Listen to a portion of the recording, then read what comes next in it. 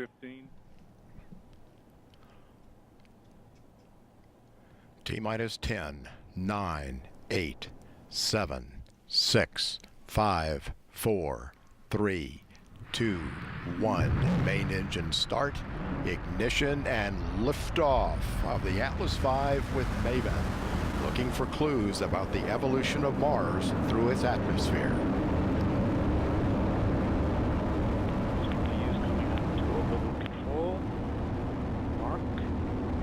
Looking good, still at 100% rated thrust on the RD-180. Vehicle rates are looking good. We do have roll And good afternoon, everyone. Welcome to the post-launch news conference for the Maven mission. Here to discuss how the launch has gone and the state of health of the Maven spacecraft, we have David Mitchell, the NASA Maven project manager from the Goddard Space Flight Center.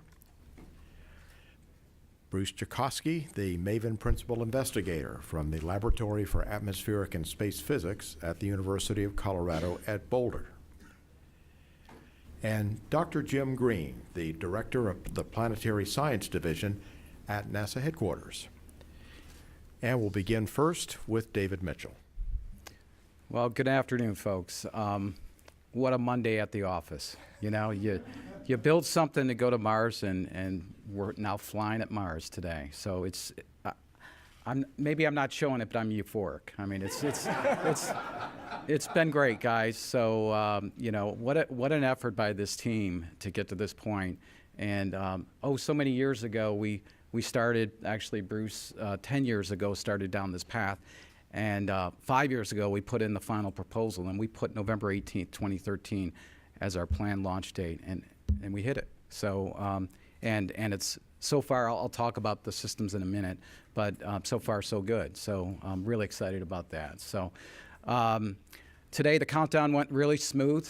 You know, it was actually very quiet, which is the kind of countdowns I love. So all went well on that front. And we did hit the opening of the window right at, I'm gonna go into UTC time. So liftoff was right at 1828. So that all went well. After we lifted off, from a spacecraft standpoint, we had a test control center down here at the Kennedy Space Center, staffed by our engineers, and they did all the countdown portion of it.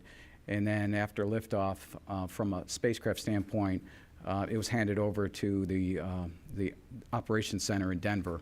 The Lockheed Martin organization out there is now flying this mission to Mars. So, so we've got teams here. We got them over there in Denver, and so far so good. So I'm going to read from a script, which is simply the timeline of what happened and where we are.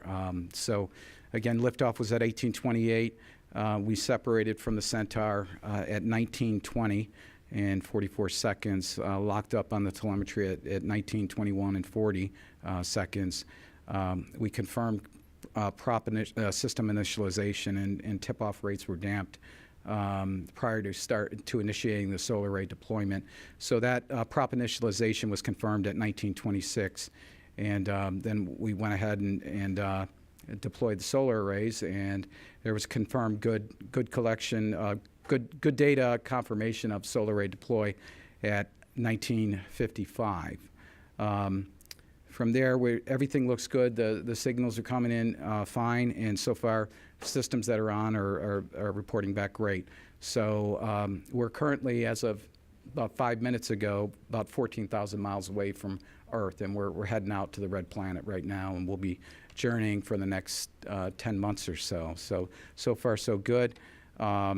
Our next major event will be a trajectory correction maneuver scheduled for December 3rd, and then in the shortly after that, in the first week or two of December, we'll start turning on all our science instruments, the 8 instruments. So I won't get into any more detail because we're still going through a scrub of the data, but all the reports are that everything is nominal at this point, and we were able to send up our first command. So so far, so good on that front.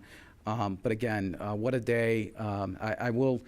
Bruce is going to talk more about the spacecraft teaming, but from a ULA and KSC LSP and the U.S. Air Force supporting us to get us this safe ride and drop us off just over 52 minutes after launch. You know, again, after a 10-year ride, and then to get to that point, thank the team, thank you all for getting us to this point. And Bruce and I have been saying this for years. We'll never claim success until we're at Mars getting the data, getting the science data. So this really is just the beginning of the journey to get to Mars now. But just so happy about it, and I just want to say safe travels, Maven, and we're with you all the way. So thank you all.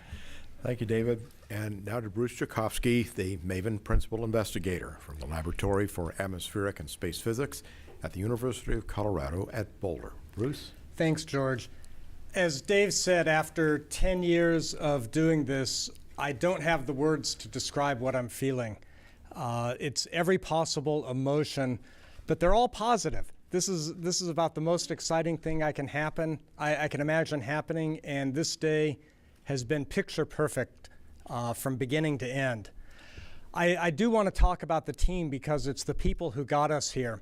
The spacecraft science side of the house includes 5 major institutions: the University of Colorado at Boulder, NASA's Goddard Space Flight Center, the University of California at Berkeley, Lockheed Martin, who provided the spacecraft and the ops, and NASA's Jet Propulsion Lab. And I have to say it's been an incredible delight working with each and every person from those institutions. I think that we've managed to work together as a team in a way that I never would have imagined possible, especially from some of the stories you hear told around the water cooler. This has been a wonderful experience. I take tremendous pride in the team for what they've been able to do to bring the instruments, the science, the spacecraft together and give us a spacecraft that's on its way to Mars. In addition to the pride in the team, I also want to take this opportunity to thank our families and our friends because they put up with us for the last 10 years, not showing up at family events, having Maven be the first priority much of the time for a lot of people. The team members are absolutely committed to making this work, and it's just incredible to see that level of commitment and devotion. And on behalf of them, we really appreciate what the families have let us do in going ahead and doing this. As Dave said, this is a really big milestone in the process. It's really easy to get caught up in the events surrounding a launch and to think this is it. This is the most important part of it. But it's a milestone along the way. We didn't propose to launch a spacecraft to Mars. We proposed to do science when we got to Mars. We have a 10-month cruise. Then we have another major event with orbit insertion. We have to, at that point, commission the spacecraft, check it out, and only then can we start doing the science mission. Every step along the way has been incredibly exciting, and it's going to stay that way. I can tell that already. And the last thing, hey guys, we're going to Mars. Thank you, George. Thanks, Bruce. Now, Dr. Jim Green, our Director of Planetary Sciences at headquarters. Jim? Well, of course, this is one of those days that you just can't stop smiling. And in true NASA tradition, the true understatement and the word that I love to hear is that everything is nominal. And it is, as Dave mentioned. That is so exciting for us to take that step. And as Bruce mentioned, it is an enormous team effort. But I want to mention it a little bit from a headquarters perspective of how well this group worked. Indeed, they had tough proposal competition when Maven was selected to move forward in our Mars Scout competition. The team was spectacular, obviously, as Bruce mentioned, because of the way they responded and really stepped up to the challenges. And the challenge, of course, is our planetary windows. They're a blessing because I know they have to meet that, but they're also a curse. There is an enormous number of decisions that you don't see that have to be made along the way to be able to make that launch window. And this team did that. and the mission is all the better for it. In addition to that, another thing that from a NASA headquarters perspective I'm incredibly delighted about is that they did it under budget. And so that really bodes well for the science. The team is going to have an exciting venture as they go to Mars and really be able to make some critical observations, things that we've lacked in our understanding of the red planet. And that's a step along the way of further exploration. As Mars is our ultimate destination for humans, we need to know everything about Mars that we can before humans go to Mars, whether they're circling Mars in the tenuous atmosphere at the high altitudes that MAVEN will also transition as it goes then plunging into the atmosphere through the ionosphere and back out in the solar wind, and understand what that environment's like, but also eventually down on the ground. And understand what's happened to this planet in terms of the climate changes, its history, and how it interacts with the solar wind and the light from the sun. So it's a tremendous mission. It's an important step along the way, not only for science, but indeed for our long-term destination as boots on the ground for Mars in hopefully our lifetime, my lifetime. So, George? And we're ready now to take questions. What we'll do is take questions here first, then we'll go to the phones if we have any on the phones, and then social media are also invited to ask questions by going to hashtag AskNASA. So we'll begin first here in the front with Peter. Good afternoon and congratulations. Peter King with CBS News Radio, and you're talking about everything being nominal now. So moving this forward, what are the next important steps in terms of finding out that everything on board is doing what it's supposed to do? And I know it's a long shakedown cruise, so maybe in the coming days, weeks. Right. So again, we'll be turning on instruments in early December, so that's an important point. There are some aspects that we won't know until we get to Mars. That is the deployments. So there's a lot of deployments that occur after we get into Mars orbit insertion. So that'll take some time, but certainly we'll have turned things on and made sure everything is nominal, or find out the condition. So it's going to be a while, but in the weeks to come, we'll be turning on all systems and checking them all out, short of deployments.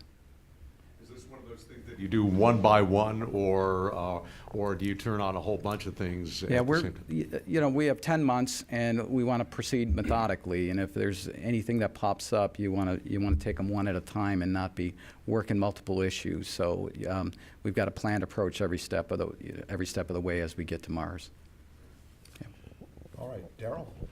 Daryl with Fox in Orlando. How close was the weather call on this one? We heard that there was kind of in and out in terms of the green light. How close together clouds were kind of approaching too? Yeah, I mentioned it was a quiet countdown, but that made it a little more interesting. So it was we were getting hits along the way, not lightning strikes or anything like that, but the measurement systems at the base were getting certain charge levels that would be ripe for a condition that we wouldn't want to launch. So they would get a hit per se, and then they would say we're red for the next 10-15 minutes, and then we'd come out of that and we're green. So it happened a couple of times.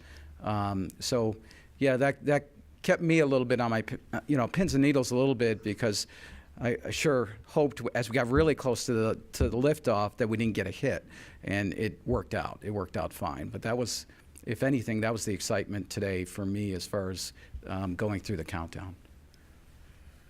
Marcia? Associated Press with two quick questions. First for Dr. Joukowsky. Were you outside watching this launch, or were you inside? I saw you being interviewed so close to liftoff, and talk a little bit about your feelings, like when you saw the rocket finally fly with your MAVEN. I was in the control room rather than outside. I thought it was more important to be at the console and sitting next to Dave and next to our observatory manager than to see it with photons going straight into my own eyeballs. I will tell you that in the last, I started to get nervous. Actually, I started to get nervous when I came back from the interview with George. That's in the, he has a little booth in the control room about 20 feet from where I was sitting. And when I came back from that and looked at the clock, it was about 45 minutes. And I was getting a little bit, well, the word anxiety comes to mind. I think in the last 10 seconds before launch, 10 or 15 seconds, I was shaking. You know, I can describe the physical symptoms. The words on the emotions just aren't there because it was all across the board. I've been incredibly nervous for the last 10 years. I know that we do lose spacecraft on launch. Not every launch goes smoothly. And in fact, that's the single biggest potential opportunity to lose the mission. So getting past this hurdle is a really big one. Now we get to the next hurdle where we have potential to lose the mission, which will be Mars orbit insertion. And another question for you. I know that the ultraviolet spectrograph is going to want to take a look at the comet ISON. Is there any possibility of that going on early before the other instruments to see the comet before it goes near the sun, or no? Do you have to wait? We have put plans in place to observe the comet from the IUVS instrument. Those depended on getting off early in our launch period, which we've now done. The next major steps will be checking out the spacecraft and doing the first trajectory change maneuver, which I think is December 3rd now, nominally December 3rd. And then we'll begin to turn on the instrument packages, and we've got a block of time set aside if everything goes smoothly to observe the comet.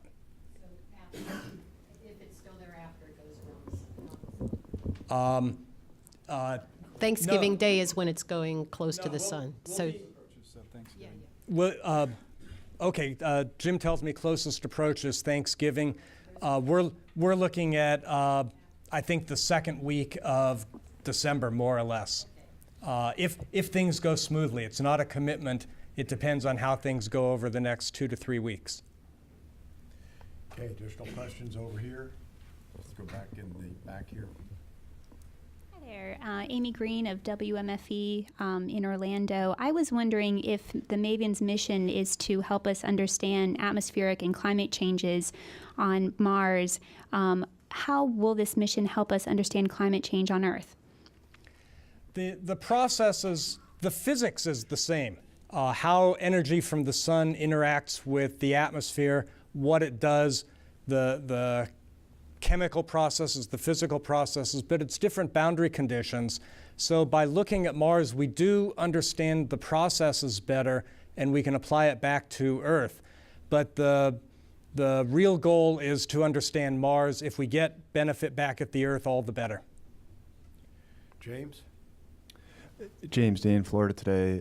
Dr. Chakosky, perhaps just following up your comment a moment ago, a couple years ago, the buzz phrase around MSL was 7 minutes of terror. Everyone remembers. We don't have that dramatic landing sequence this time, but I'm sure you don't take orbit insertion for granted. Could you just, any of you discuss how difficult that is? Is there a minute or two of terror or something that you'll kind of try to focus people's attention on at that time? Well, I think for me, it's 10 years of terror. There is no point at which you know it's occurred safely until it's occurred safely. And we're going to be spending a lot of time between now and orbit insertion making sure that we're ready for it, that everything is on track. Ken? Hi, Ken Kramer for Universe Today and Rocket STEM. I had a similar question about the orbit insertion. If there's anything you can add about what you're going to do to prepare and just describe that orbit insertion, then I got a follow-up. Right. So getting back to Bruce's comment a minute ago there, one thing I've got to say is the team that's comprises MAVEN has done this before, and we have rehearsed with this group that's done it before. So for me, there's a measure of I can sleep at night. I worry, but I feel confident in the rigor of testing that's been done. But some of the testing early on will be demonstrating with some of the same engines we'll use for MOI, will be using for the trajectory correction maneuvers. So we'll be able to check those systems out. And then as we're flying to Mars, we have not only the Lockheed Martin ops group, we have the Goddard Mission Design Group, we have the JPL nav team, and they're all checking each other's numbers, so to speak. So you get a good beat on Mars, and you're headed in the right direction. And then getting close in, then you'll do your MOI burn, your Mars orbit insertion burn a few days out. So there's opportunity certainly to correct and deal with the situation. But I think with all the checking as we go along, both with hardware, with testing we've done already, and then the double checking that the people are doing now as we fly to Mars, we should be in a good position here. Thanks. That's what I wanted to know about the double checking. And for Bruce, now this is your first time as PI, if I remember right, before you were a team member. I wonder if you could describe a little bit the huge difference in your responsibilities between being a team member, being a PI, and would you like to be a PI again? I really recommend the experience. It's just incredible. The ability to shape the mission the way I think it should be put together in terms of the science, the instruments, the team. That's an incredible opportunity, but it's also an incredible responsibility to make sure that everything fits together. The biggest role I've played in the last few years has been to sit in on every single meeting I could to make sure that nobody did anything that would inadvertently affect the science in a negative way, to make sure that we're on track and we stay on track. It's been the experience of a lifetime, and there's no way I'll do it again. This is Frank Mooring with Aviation Week. Just to follow up on that a little bit, Bruce, Jim Green said that you came in under budget. I wonder if you could tell us how you did that, if you have any lessons learned or guidance for future PIs into how to bring in a science mission that way. I've got a 4-page list that I've been compiling of what I think we did right. And the hard part is knowing which one of those really were the things that let us come in with full functionality, on schedule, on budget, and which ones were the things that I just think were important. It's really hard to know what actually was important, but let me call out a few things. The first is putting together a focused science mission and minimizing science creep and engineering creep, the potential to make it bigger because, we can just add this, let's make this a little bit better. We stuck with the mission we proposed. The second is we went with teams that are very experienced at doing this. Lockheed Martin on the spacecraft side has a tremendous heritage. They have flown spacecraft at Mars in missions, phases of missions that look a lot like what MAVEN will be doing. The science teams, the instrument teams have all built instruments, some of which are in fact identical to what we're flying on MAVEN, some of which are very strongly based on close instruments. The nav team at JPL, everybody's been through this and everybody works really well together. These things help an awful lot.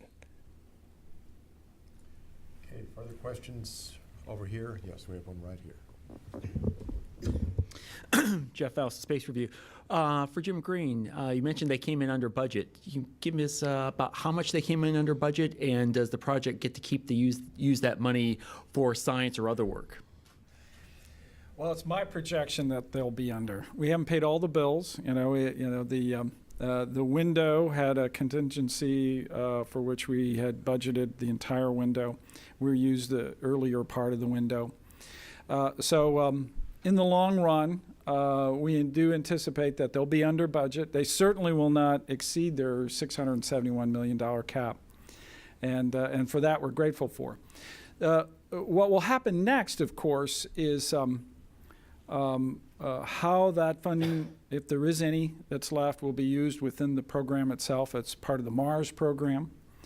There's opportunities to enhance the science by, as the data comes into the archive, ensure that other scientists also join and have opportunities to analyze that data. So there's just a variety of things for which the money will go to good use. Scott Holmes, NewsPlusNotes.com. How important is it to NASA's funding to go to a place as exciting as Mars, as opposed to looking at maybe a comet coming by because of the culture change and the imagination of people? Well, from my perspective, you know, we provide a variety of opportunities for our instrumenters to propose, our principal investigators. And of course, when we developed our last call, we had no idea that comet ISON coming from the Oort cloud, you know, traveling a million years to get here, was on its way. So what we're doing, of course, is we're leveraging the assets that we have. So ISON is probably the most examined comet from a NASA perspective than we have ever done. And the reason for that is we've used our assets at Mars to look at it. It says it's past the Earth, and even before then, we've used our telescopes at Earth. We'll be, you know, like Hubble and Chandra and Spitzer, all taking observations at wavelengths you can't get from the ground. And then, of course, now as it's going closer and closer to the sun, it'll be passing by Mercury, and we have MESSENGER there. MESSENGER will take observations of it. Comets evolve from the time they start brightening until they go all the way around the sun and go back out. And by having and leveraging these assets, it really gives us that view, that unique view that we couldn't get otherwise. Because of that, we couldn't possibly put together a comet mission, this one in particular, this Oort cloud comet, because we just didn't have enough time to do that. But it is important for us to study it in many different ways, and as Bruce mentioned, hopefully that will they'll have an opportunity to take a look at it, and it will make unique measurements and perhaps aid them in their calibration even as they make those measurements and put them also in the archive for all the other scientists to analyze. I also would like to do a quick go back, if I may, to Frank's question, because in running through my list of institutions, I left off a really important one that contributed in a significant way to the success, and that's Goddard Space Flight Center. We had incredible support from them, top to bottom, from the center director down through all the individuals. We had outstanding people working in the project office.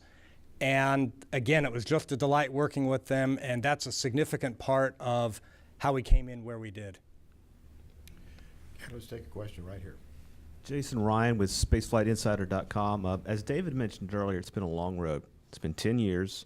You had NASA's Mars Scout program, which had 17 other missions that were proposed, and then, of course, Phoenix was another one that was selected under that. And so you got selected under that, and then we had the government shutdown. So I guess this either goes to David or Bruce. You know, when you saw the Atlas thundering off into the heavens, you heard the car alarms going off around, you knew that you were on your way.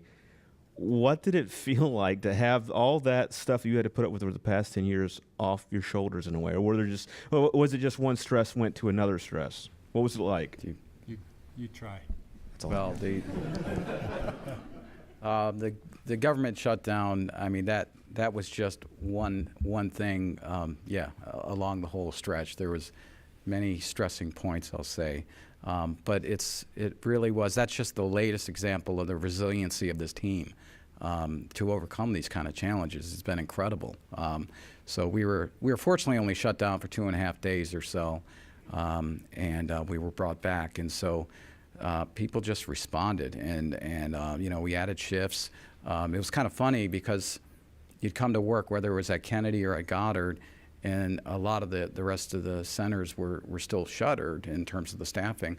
So you were you're completely focused on Maven and getting it to the launch pad.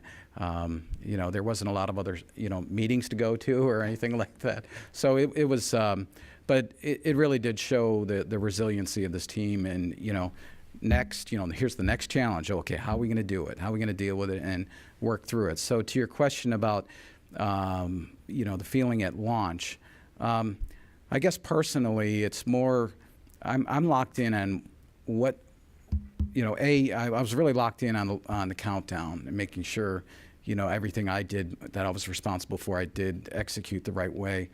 And then I'm thinking about, okay, what's the next steps and what if there's a contingency or anything like that after separation? And so far it's been clean, but I do have a lot of comfort in the team and the system that's been tested, wrung out like you can't believe, and the team that's flying the spacecraft that, I felt good about that. So I was okay. And, I'm speaking from a spacecraft standpoint, but the track record of the Atlas V gave me some confidence too. So I was real happy that they had another string in their line of successes.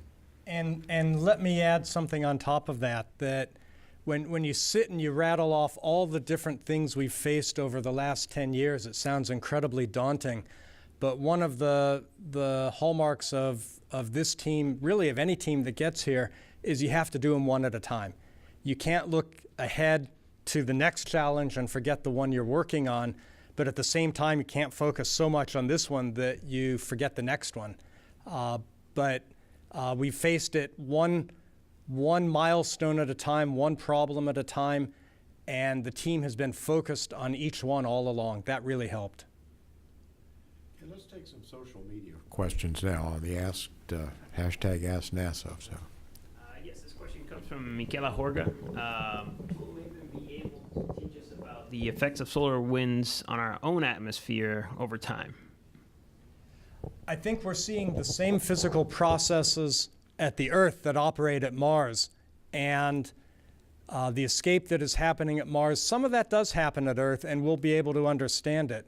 So I'm hoping there will be some crossover, but our first priority is really understanding Mars, and we'll let some of the people on our team who cross over between the planets try to apply it to the Earth. I'm a Martian. Next question also comes from Twitter. It's The Lone Wanderer. What kind of visualization of Mars' ionosphere will we get through the data Maven gathers? We have a significant effort going on in data visualization because, as you might imagine, when you're dealing with this type of data, it's not images that come straight out of a camera. So it's very hard to represent in a way that even the science team can understand. And we require bringing all the data from all the instruments together really to get at our science results. So visualization is an important part of it. What I will say is that very early on, we'll be using the imaging ultraviolet spectrograph, which has the word imaging in its title, to provide images of the planet. There'll be images of the composition of the atmosphere. So it's very different from how you would interpret images of the geology of the surface. But we hope to make that as exciting to everyone else as it is to us. Next one comes from Tyler Waldrop. Do you expect any further course corrections while en route to Mars orbit? If so, can you please elaborate? Sure. We will definitely do, well, as a minimum, we'll do 4. So it's a matter of we're not aiming directly at Mars for planetary protection purposes, particularly with the Centaur stage. And so we're slightly off of that. So we'll do, for the spacecraft, not the Centaur, we'll do an initial trajectory correction maneuver in early December. And then we'll keep, we'll look at that data as we're flying. And the very last one, non-contingency type 1, is in September, the 4th one. So as we are flying there, as I mentioned, the folks in Lockheed Martin Denver, the folks at Goddard Mission Design, and the folks at the NAV Center at JPL are checking the data and seeing, how much more does the next correction need to, what do we need to do with the next correction? So there'll be a series. We're very methodical, careful, and do it over time. Got another one from the physics story. How would MAVEN enhance capabilities of future rovers on Mars? Well, MAVEN, of course, is going to make some fabulous measurements at the top of the atmosphere. And when you look at what happens with Curiosity sitting on the surface, it's making measurements of the atmosphere at the bottom. And so the correlation will be spectacular, I believe. It'll talk about the mixing and the composition. And so there's a rich set of information scientifically that I know will be pursued. And in fact, some of the same members are on both teams, and it will, which will naturally lend itself well to make those correlations. We got two more questions. Another one comes from Doug Foster. How much power do the Gullwing solar panels produce? Let's see. I want to say what is it? 1,200. Yeah, I was going to say 1,000. It's about 1,200 watts. And our final question comes from Doug Poole. Did the crew of the ISS watch the launch? Could they see it? Was it recorded? And that's it. So I heard something about that in the countdown, or I heard something about it, but I don't know if anybody else on I don't know the answer to that. Yeah. Yeah. I heard they wished us well, but I don't know if what they saw. And they did get out of the way. Yes. All right, we'll come back here for any last questions before we close out. All right, we have a question in the back.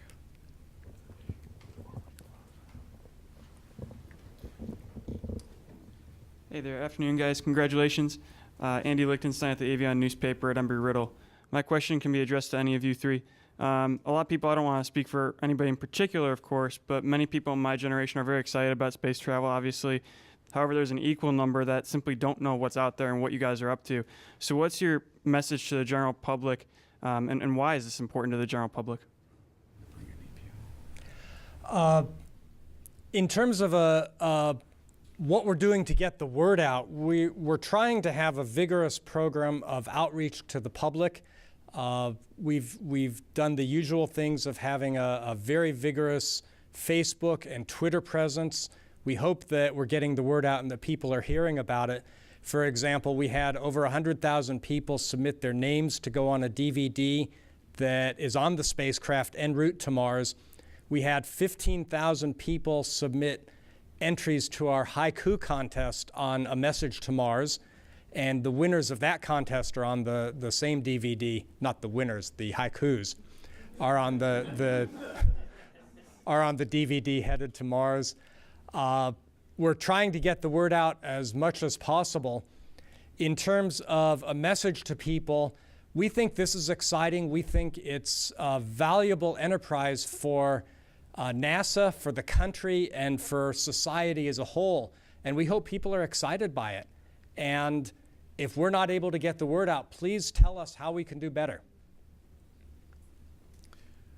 Any further questions? All right, in that event, that will conclude this briefing and conclude our launch coverage for MAVEN. Thank you.